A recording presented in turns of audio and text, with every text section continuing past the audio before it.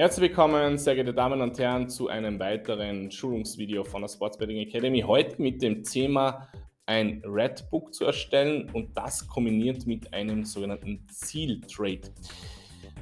Mein Name ist Daniel Winterholzinger von der Sports Betting Academy, der größten deutschsprachigen Bildungsplattform für das Thema des professionellen Sportwettens.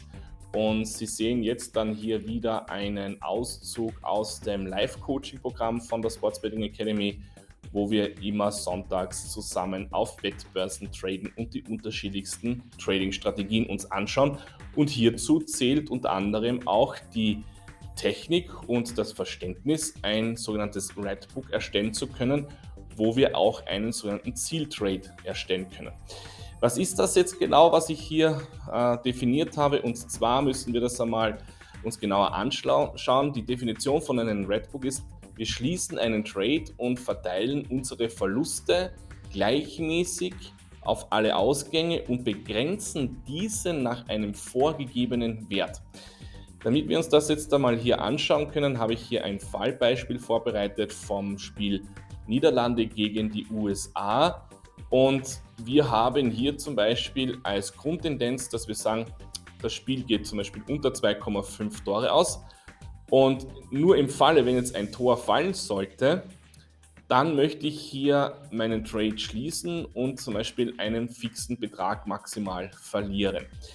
Und damit das aber funktioniert, dass ich eben hier diese Berechnungen durchführen kann, das heißt im Falle eines Tores, muss ich eben hier folgende Werte verstehen. Das heißt, die Startquote vom unter 2,5 Tore ist hier in diesem Übungsbeispiel bei 1,65 und die Startquote vom unter 1,5 Tore ist bei 3,0.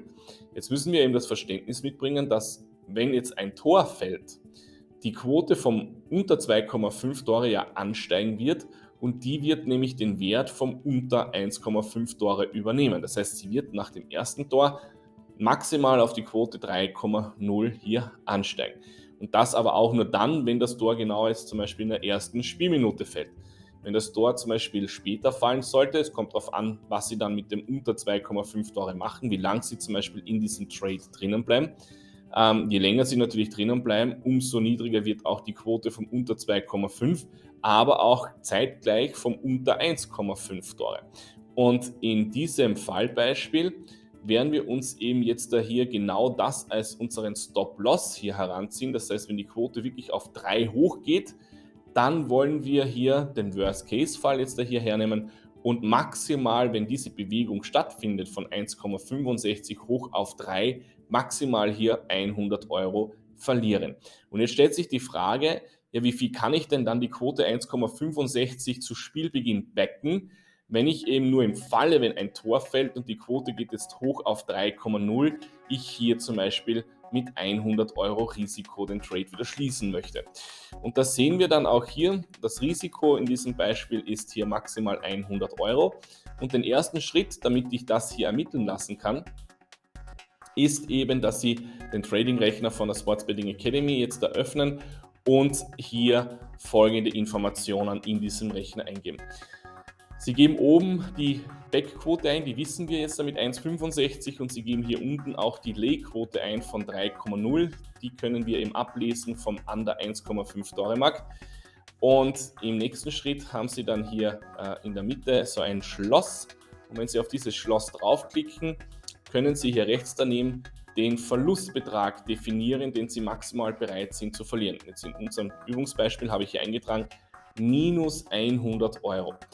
Und jetzt passiert dann eines, dass hier oben eine Berechnung stattfindet. Sie sehen jetzt da, dass hier bei der Quote 1,65 der Wert 222,22 steht und bei der Quote 3,0 der Wert 122,22 steht. Und das schauen wir uns jetzt da auch auf der Börse etwas genauer an.